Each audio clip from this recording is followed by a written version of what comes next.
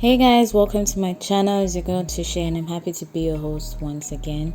In today's video, we're going to be analyzing Baddies West from the Bay to the Islands. Yes, this is, the very last episode of Baddies West, and yeah, we're gonna, go through the highlights of the video and also events that I feel are worthy enough to be spoken on.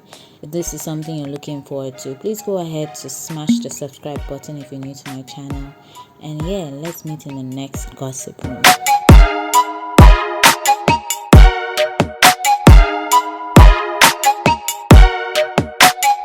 Alright, so it's a continued fight between Stunner Girl and Tommy, and of course by this time into the episode, a lot of guys and ladies have already tagged in to that fight, and of course I want to believe that these sets of persons are from both groups. So yeah, okay, so it all started from Tommy going in to participate in the fight, especially since, according to her, she said her sister had been hit for some reason. And after she did that, of course, we had this other girl who came from behind Tommy and was hitting her from the back, and that's when everybody's goons jumped in. Now, according to Tommy, during her testimonial, she said that the fight didn't begin from her, and it got me thinking, okay, if the fight then starts by you, who ordered the hit? Who were this set of girls, or where did this set of girls that decided to gang up on Stunner come from? Because apparently in the previous episode, Stunner had said one of the reasons why she left the club was because she noticed that she was being set up by Tommy.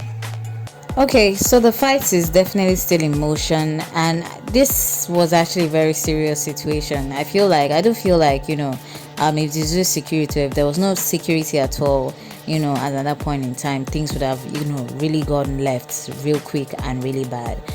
Reason I say this is because, according to Stunner Girl's testimonial, she basically revealed that she was clinging onto Tommy's hair as hard as she could, and I can confirm this because I know that in the course of the episode, I could hear the zoo security whilst trying to separate them. I could hear the zoo security screaming at Stunner to let go of Tommy's hair, and Tommy in response to that, during her own testimonial, basically said that she got the opportunity to snap Stunner's pinky, and if she had enough room, she would have pulled Stunner's eye out of her eye socket. And that really sounded extremely serious for me. I mean, these girls, it just seemed like these girls, if they had enough room, right, they would have actually done some bad things to each other. Like, they would have actually really hurt each other. So I'm appreciative that the zoo security was there to kind of diffuse that situation, because it was not just Stunner fighting Tommy. Like I mentioned earlier, it did seem like both goons had also tagged in. So it was it was a chaotic situation, because in as much as Tommy was fighting Stunner, we had some other third parties interfering in the fight, he throwing punches from all corners, either adding to Tommy's fight and or having a fight of their own. So like I mentioned earlier, it was actually very chaotic. So of course the Baddie boss couldn't leave without having all the girls in, and some of the zoo security even had to go back into the club to locate these girls, and I'm glad that they did so, because Rolly, for one, who was asthmatic, said that she actually had a panic attack, right? Plus the fact that she even had asthma, it was really a dire situation for her. So the zoo security had to go back into the club to get these girls out, and whilst they were coming out and trying to enter the bus, shots were being fired. Now, prior to shots being fired, Stunner Girl, after the zoo security had finally and successfully diffused the whole fight situation between herself and Tommy, she still found her way through the back of the bus so as to locate Tommy once again. But of course, she was caught halfway and ganged up on once again. So like it was it was a really really crazy scenario, because whilst that was happening, the girls were also like, the zoo security were also like trying to like bring in the girls, or bring the girls out of the club into the bus. So it was at that point in time another fight broke outside the bus. Like it was really really, really chaotic. And not too long after, shots were now being fired. Now, according to Miss Cat, she said, immediately she heard these shots being fired, she had to like, push her way forcefully through into the bus. And when she got in, all her thought was where Stunner was, if she was safe and all of that.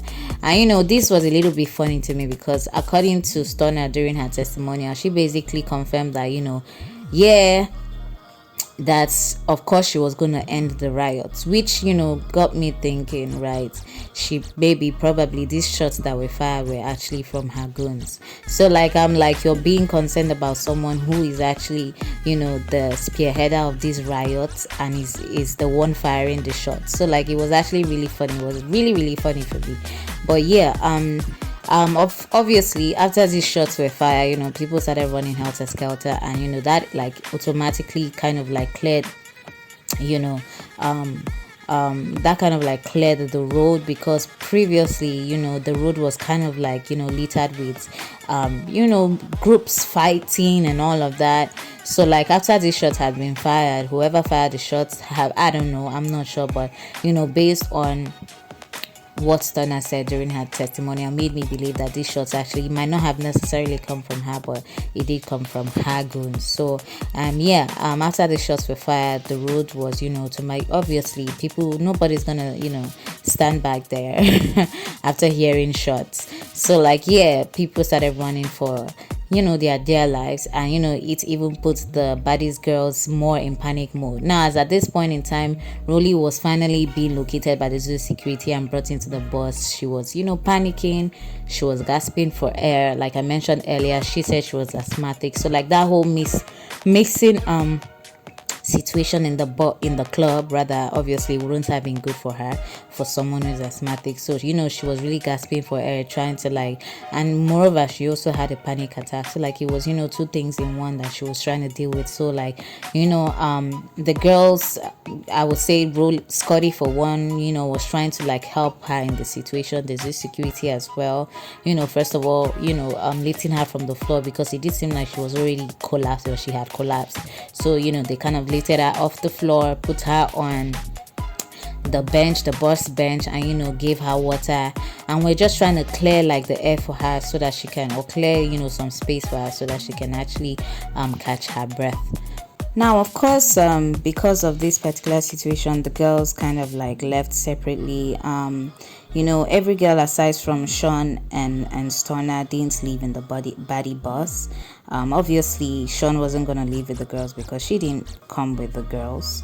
But I think Tommy actually left with the baddie bus, because I saw her. I did see her enter the baddie bus. Now, over to the whole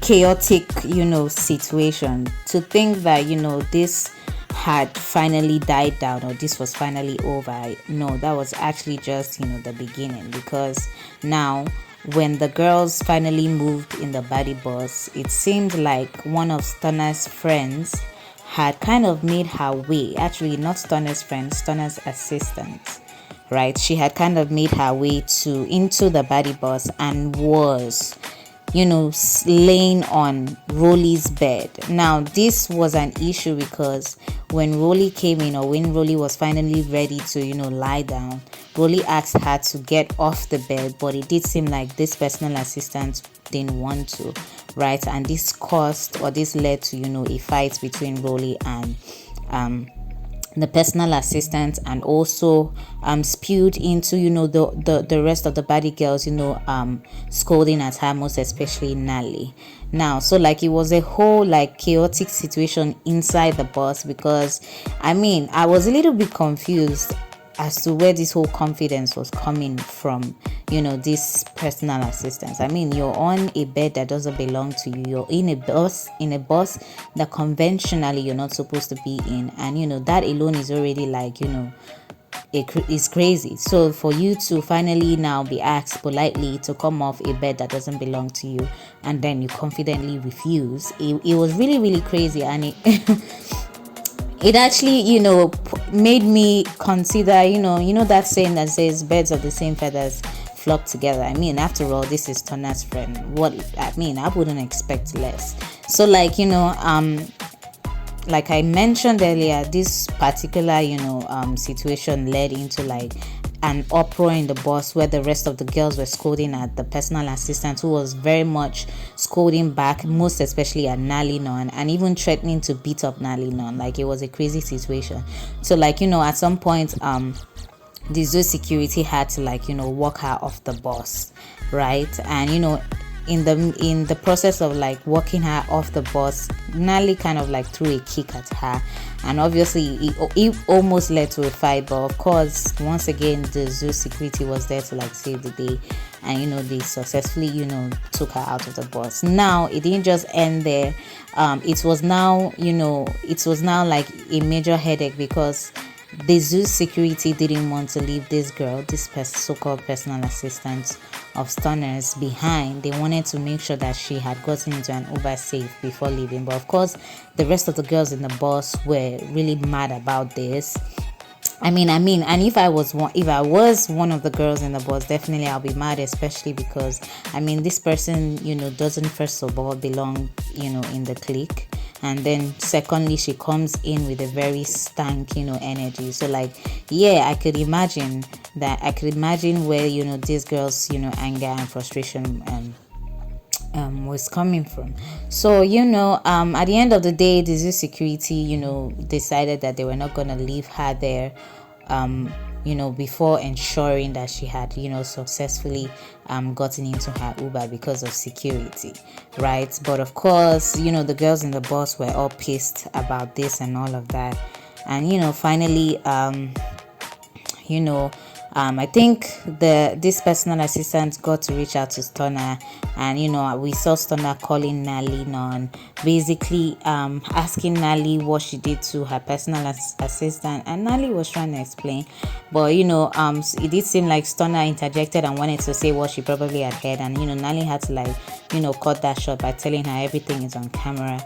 And then the response we got from Stunner was that she was gonna come over, she was gonna meet, I don't know, she basically made a statement about seeing them somewhere else. And Nali ended the call. So like let me know what you think about this whole situation in the comment section. Do you think that this so-called personal assistant of Stunner's deserved to be waited on, right, or waited for, just to ensure her security, especially after the whole after everything she had just done in the bus? Do you think that she deserved that? Let me just know basically your perspective on this particular situation. Alright, so moving on to the last phase of the episode is just good vibes, because Nali finally decides to take just, a couple selected girls on an island trip. Yes, to St. Croix, if I'm not mistaken. Yeah, the girls that she chose or picked for this trip were, of course, Rolly, Scotty, and only Lo. Drama-free girls, according to her. And there were like a couple events that happened, on that trip. They had like a late night event, and then they had like a carnival, which was like what was used to end the episode finally. Now, before I, close off this video, I'll just basically touch on the conversation that was had between Nali, Rolly, and Scotty. And, basically it had to do with, Rolly rather advising Nali on what she should do for the next season. Rolly basically told Nali that, she didn't think any of the girls were to be brought back. I don't know if that's also referred to herself and Scotty, because I saw Scotty standing right there looking at her like, girl, what do you say? Though she didn't voice out, she didn't say anything. But yeah, basically Rolly told Nally that the previous girls, or the girls that she had, were like, street baddies, not boss as baddies who were all about the bag, baddies who had a purpose. But like, these girls on the show were like, proper street baddies, and she felt like, that could possibly ruin business for Nally. So basically she's advised Nally to recycle the girls. Sorry, not recycle, but basically she advised Natalie not to recycle the girls, to make sure to come with like a new set of girls for the next season. She also advised that in as much as Sean was like a good asset to the show, that she felt like Sean was dealing with like a lot of things that she needed some time off to like sit down and tackle before being brought back on the show. And I for one agree on that. Alright guys, so this brings us to the end of the show. If you enjoyed this video, please go ahead to give it a thumbs up. If you're new to my channel, smash the subscribe button, click on the notify bell so that when next I drop a video, you'll be amongst the first persons to know. So until then, see you in the next video. Ciao.